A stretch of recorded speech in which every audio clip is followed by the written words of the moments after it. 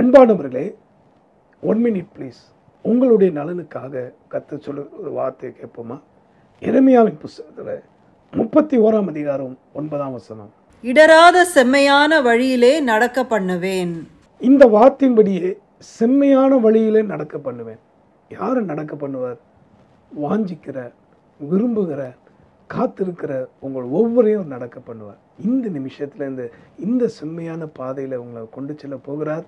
நடத்தி வந்த பாதையிலும் பல கரடுமுரடை மாற்றினார். ஸ்தோத்திரத்தோடு ஜெபிப்போமா?